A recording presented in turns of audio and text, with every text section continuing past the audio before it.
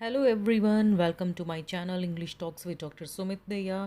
और आज हम कर रहे हैं इस वीडियो में चूजिंग आवर यूनिवर्स, जो चैप्टर 1 है बीए फर्स्ट ईयर सेमेस्टर 1 का, जो कि स्टीफन हॉकिंग और लियोनार्ड लोडिनोव ने लिखा है।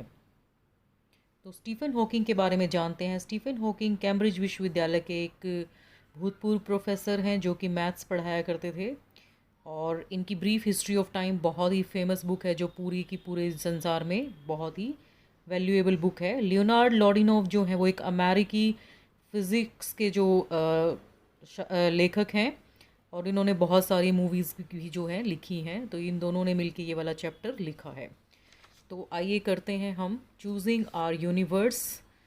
तो इसका जो फर्स्ट पैराग्राफ है, जिसको हम बोलेंगे कि हमारे चैप्टर का शुरुआत जैसे होती है।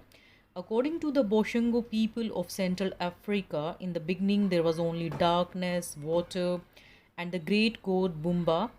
One day Bumba, in pain from a stomachache, vomited up the sun. In time, the sun dried up some of the water, leaving land, but Bumba was still in pain and vomited some more. Up came the moon, the stars, and then some animals, the leopard, the crocodile, the turtle, and finally man. The Mayans of Mexico and Central America tell of a similar time before creation when all that existed were the sea, the sky, and the maker. तो जो बोशंगो जनजाति के लोग जो कि central Africa में रहते थे, उनके हिसाब से शुरुआत में, इस संसार की शुरुआत में सिर्फ अंधेरा था, पानी था और एक सबसे महान देवता बुम्बा था। एक दिन बुम्बा के पेट में दर्द हुआ और उसने जो है उल्टी की, जिसमें कि सूर्य निकला।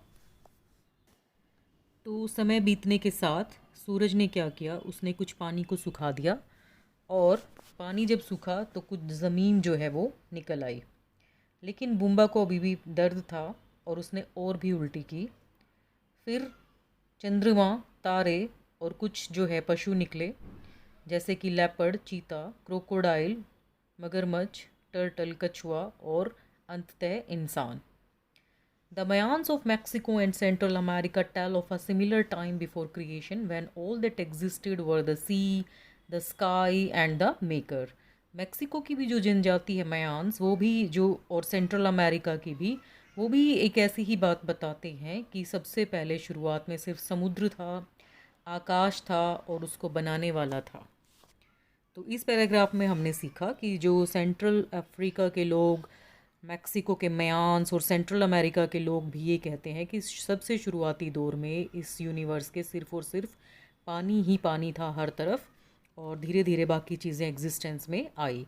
और सेंट्रल अफ्रीका के लोगों के हिसाब से उनका जो एक महान देवता था बुम्बा, उसने जब उल्टी की तो सूरज आया, सूरज ने जो है पानी को सुखा दिया तो कुछ ज़मीन आई, और उसको और भी पेट में दर्द था तो उसने फिर से उल्टी की तो चंद्रमा, तारे, कुछ पशु जो है निकले, और फिर कुछ इंसान भी वहाँ से निकले। नेक्स्ट पैराग्राफ करते हैं। In the Mayan legend the maker, unhappy because there was no one to praise him, created the earth, mountains, trees and most animals. तो मयान लीजेंड के हिसाब से, मयान कथाओं के हिसाब से, जो मेकर था, मतलब कि जो इंसानों को बनाने वाला था या इस सृष्टि को बनाने वाला जो था, वो बहुत नाखुश था क्योंकि उसको प्रशंसा करने वाला कोई भी नहीं था। उसने इसलिए अर्थ बनाई, फिर उसने माउंटेन्स बनाए, ट्रीज़ बनाए और बहुत सारे एनिमल्स बनाए। लेकिन but the animals could not speak and so he decided to create humans. तो अब यहाँ पर एनिमल्स बोल तो सकते नहीं थे, तो उसने निश्चय किया, उसने निर्णय लिया कि ह्यूमंस बनाता हूँ जो बोल सकेंगे। First he made them of mud and earth that but they only spoke nonsense. सबसे पहले उसने जो इंसानों को बनाया वो कीचड़ से और मतलब मिट्टी से बनाया, लेकिन वो सिर्फ बकवास करते थे। He let them dissolve away and tried again. तो उसने उनको डिज़ोल्व कर दिया, उनको गला दिया और फिर से बनाया। This time fashioning people from would. अब उसने उनको लकड़ी से बनाया। दोज पीपल वर डल, लेकिन ये इंसान डल थे। तो he decided to destroy them. तो उसने सोचा इनको मैं हटा देता हूँ, और but they escaped into the forest, sustaining damage along the way that altered them slightly, creating what we today know as monkeys. पर उसने क्या किया कि वो जो लकड़ी से बनाए थे, उनको पता चल गया कि ये हमें मारेगा, तो वो वहाँ से भाग गए और जंगल में जाके छुप गए, और वहाँ पर जो है जाकर वो रहने लगे। और आज जैसे कि हम देखते हैं, जिनको जानते हैं, वो बंदर हैं जिनको लकड़ी से जो है भगवान ने पहले बनाया था। After that fiasco the maker finally came upon a formula that worked and constructed the first humans from white and yellow corn. तो उसके बाद जो मेकर था, जो मेकर का नाम था फियास्को, उसने एक फॉर्मूला निकाला और उसने कहा कि सबसे पहले मैं ह्यूमंस को बनाता हूँ सफ़ेद और पीली कॉर्न से। कॉर्न क्या होता है? मक्का। Today we make ethanol from corn, but so far haven't matched the maker's feat of constructed the people who drink it. आज हम जो है मक्का से, कॉर्न से इथेनॉल, इथेनॉल क्या होती है? एक तरह की शराब तो बना लेते हैं, किंतु अभी तक हम लोग ऐसे इंसान बनाने में बराबरी नहीं कर पाए हैं जैसा कि भगवान ने हमें बनाया था। तो ओवरऑल यहाँ पर हमें पता चला कि इस संसार को बनाने के बाद जो विधाता था, भगवान था, वो खुश नहीं था क्योंकि कोई भी उसकी प्रशंसा करने वाला नहीं था। तो उसने सबसे पहले जो है इंसान बनाए, तो वो इंसान मिट्टी से बना दिए, कीचड़ से, तो वो उसको अच्छे नहीं लगे। तो लकड़ी से बनाए, लकड़ी से बनाए, वो मंदबुद्धि थे तो वो जंगल में भाग गए और कुछ तोड़ फोड़ करते हुए, जिनको आज हम बंदर के नाम से जानते हैं। उसके बाद फिर उनको लगा कि मैं पीले और सफ़ेद जो मक्का है उससे इंसान बनाता हूँ जो कि बहुत अच्छे तरीके के बनेंगे। तो इस तरीके से हम लोग इंसान उस मक्का से आज के दिन शराब तो बना लेते हैं, लेकिन इतनी अच्छी क्वालिटी के इंसान नहीं बना पाए हैं जितना कि भगवान ने बनाया था, क्योंकि हमारी जो है डिग्रेड होती जा रही है क्वालिटी। तो ये एक कटाक्ष है। Let's move to the next passage. Creation myths like these attempt to answer the questions we address. Why is there a universe and why is the universe the way it is? तो जो creation myths हैं, सृष्टि को रचना के बारे में जो भी पौराणिक कथाएं हैं, वहाँ पर ये ऐसे प्रश्नों का उत्तर देने की कोशिश करते हैं जिन्हें हम हमेशा सॉल्व करने की कोशिश करते हैं कि ये ऐसा क्यों है, यूनिवर्स, ये सृष्टि ऐसी क्यों है। Our ability to address such questions has grown steadily in the centuries since the ancient Greeks most profoundly over the past century. We are now ready to offer a possible answer to these questions. तो ये सृष्टि इस तरीके की क्यों है जैसी यह है, तो इन टाइप के क्वेश्चंस का आंसर देने के लिए हमारे जो योग्य प्राचीन जो यूनानियों के समय से लेकर आज तक धीरे धीरे जितनी भी सेंचुरीज चली जा रही हैं, तो वो पिछली शताब्दियों के दौरान जो भी उनके एक्सपीरियंसेस रहे हैं, तो उन्होंने कुछ कहानियाँ घड़ी ताकि वो इस तरीके के प्रश्नों का कि ये सृष्टि ऐसी क्यों है, कैसे बनी होगी, तो उसका कोई ना कोई आंसर देने के लायक हो जाए। तो इस तरीके की कहानियाँ गढ़ी गई ताकि हमारा कहीं ना कहीं एक एग्जिस्टेंस को लेके कोई बहुत बड़ा क्वेश्चन ना उठे और हम इस पर विश्वास कर पाएँ। Alright, let us move to the next paragraph. One thing that may have been apparent even in early times was that either the universe was a very recent creation or else human beings have existed for only a small fraction of cosmic history. तो एक बात जो प्रारंभिक समय में भी बहुत clear रही होगी, ये थी कि जो सृष्टि है, जो यूनिवर्स है, वो बहुत ही बेसिक सी एक चीज़ रही होगी शुरुआत में। यह एक कॉस्मिक, जिसको ब्रह्मांड कहते हैं, इतिहास में, ब्रह्मांड के इतिहास में मानव जीवों के जो है अस्तित्व काल का जो एक छोटा सा एक अंश रहा होगा, एक छोटा सा टुकड़ा रहा होगा बहुत ही ज़्यादा ब्रह्मांड के इतिहास में। तो यहाँ पर हम कह सकते हैं कि जो प्रारंभिक समय में भी बहुत क्लियर रही होगी ये बात कि जो सृष्टि है, इसकी जो बेसिक चीज़ थी वो कॉस्मिक ब्रह्मांड के इतिहास में जो है मानव जीवों का अस्तित्व काल अवश्य एक छोटा सा एक टुकड़ा ही रहा होगा, अंश मात्र ही रहा होगा।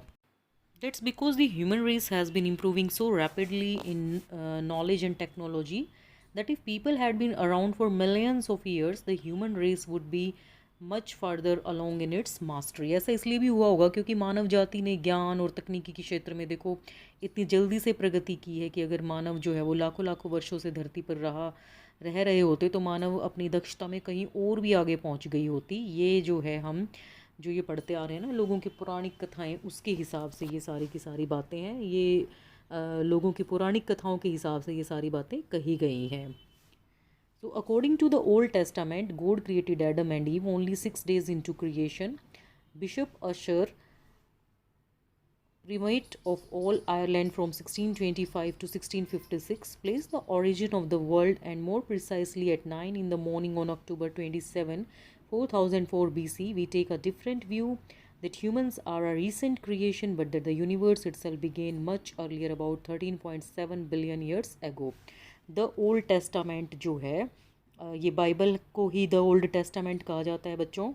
तो ओल्ड टेस्टामेंट जो बाइबल अंग्रेज़ों की बाइबल होती है उसके हिसाब से भगवान ने आदम और हव्वा नाम के जो है एक आदमी और औरत को सृष्टि में केवल छठे दिन ही बनाया था। और बिशप उशर के हिसाब से, जो कि पादरी थे उशर, उनके हिसाब से 1625 से लेके 1656 तक पूरे आयरलैंड का जो कि आर्च बिशप रहा है, माना हुआ जिसको मानते हैं हम सबसे बड़ा पादरी, उसने संसार के प्रारंभ बिंदु को इससे भी ज़्यादा स्पष्ट रूप से जो है क्लियर कर दिया था कि 27 अक्टूबर 4004 ईस्वी पूर्व प्रातः 9 बजे ये सब हुआ था।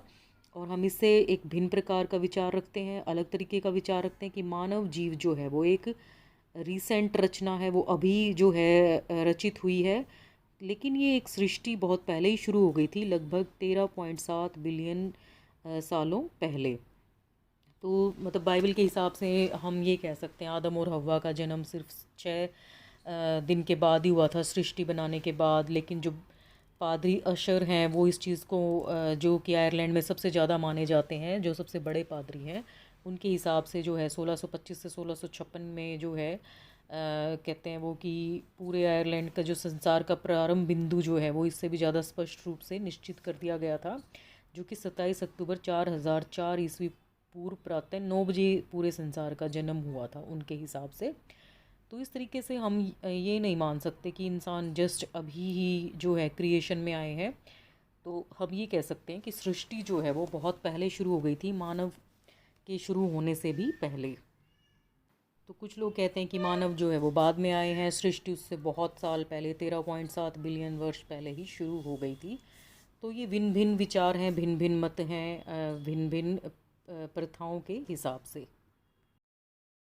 Let us move to the next paragraph. The first factual scientific evidence that the universe had a beginning came in the 1920s. तो इस बात का सबसे पहला वास्तविक वैज्ञानिक साक्ष्य कि सृष्टि का कोई उद्गम बिंदु था या कहाँ से वो प्रारंभ हुई थी, वो 1920 सेंचुरी में जो है सामने आया था। वो क्या था? That was a time when most scientists believed in a static universe that had always existed. तो यहाँ पे ऐसा था कि जब बहुत ज़्यादा साइंटिस्ट ये मानते थे कि वास्तव में कोई निश्चल ब्रह्मांड है जिसका अस्तित्व सदा से ही रहा है, कि ऐसा कुछ तो है यूनिवर्स में जो सदा से ही एग्जिस्ट कर रहा है।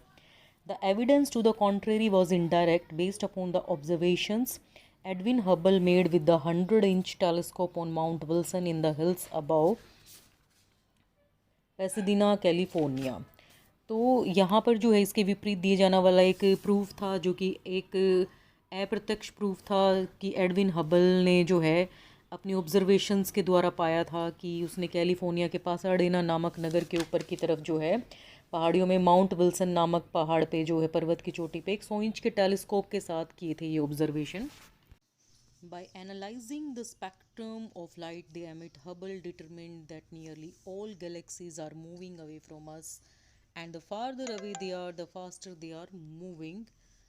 तो यहाँ पर जो है बाह्य अंतरिक्ष में, जो बाहर का जो पूरा का पूरा हमारा बाह्य अंतरिक्ष था, वहाँ पर जितने भी तारों के विभिन्न समूह थे, जिसको हम गैलेक्सी कहते हैं, मतलब कि आकाश गंगा, ग्रुप ऑफ स्टार्स को हम क्या कहते हैं? गैलेक्सी। तारों के समूह को कहते हैं आकाश गंगा। तो यहाँ पे उन्होंने देखा कि यहाँ से जो है इनमें से जो प्रकाश निकल रहा है, वहाँ से उन्होंने देखा कि ये आकाश गंगाएं हमसे दूर होती जा रही हैं, और इनसे जो प्रकाश निकल रहा है उसका भी उन्होंने पूरा विश्लेषण किया, और उन्होंने देखा कि वो जितनी अधिक हमसे दूर हैं उतनी ही तेज़ी के साथ वो और भी ज़्यादा दूर होती जा रही हैं। In 1929, he published a law relating their rate of recession to their distance from us and concluded that the universe is expanding. तो उन्होंने वर्ष 1929 में देखा कि एक नियम उन्होंने जो है वो अपनी ऑब्जर्वेशंस के हिसाब से दिया कि जो भी चीज़ जो आकाश गंगाएं हैं उनकी दूरी हमसे और ज़्यादा दूर होती चली जा रही है। इसका अर्थ है कि जो यूनिवर्स है, जो ब्रह्मांड है, वो और भी ज़्यादा फैलता जा रहा है। If that is true then the universe must have been smaller in the past. अगर ये सत्य है तो इसका मतलब प्राचीन समय में और पिछले समय में जो है यूनिवर्स बहुत ही छोटा रहा होगा। In fact, if we extrapolate to the distant past, all the matter and energy in the universe would have been concentrated in a very tiny region of unimaginable density and temperature. And if we go back far enough, there would be a time when it all began, the event now called the Big Bang. तो यहाँ पर यदि यह नियम सत्य है कि ब्रह्मांड फैल रहा है, तो अतीत में ब्रह्मांड अवश्य ही अपेक्षाकृत बहुत छोटा रहा होगा। और वास्तव में यदि हम बहुत ही पीछे पास्ट में चले जाएं तो हम एक कंक्लूज़न निकाल सकते हैं, निष्कर्ष निकाल सकते हैं कि ब्रह्मांड का जितना भी भौतिक तत्व है, जितने भी फिजिकल पार्ट है और इसकी जितनी भी एनर्जी है, वो सब के सब जो है शुरुआत में सिमट कर एक छोटे से केंद्र में रहे होंगे, और जिसका घनत्व जो है डेंसिटी और जिसका तापमान टेम्परेचर जो है वो अकल्पनीय रहे होंगे, जिसको हम इमेजिन भी नहीं कर सकते हैं।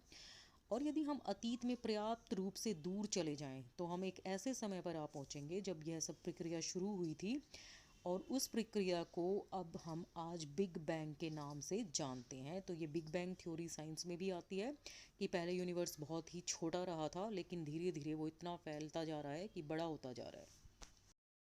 तो चलिए फटाफट समरी कर लेते हैं इसकी कि केंद्रीय अफ्रीका के बोशंगो नाम के कबीले के लोगों के अनुसार शुरुआत में सबसे पहले अंधेरा, पानी और महान देव बुम्बा होते थे।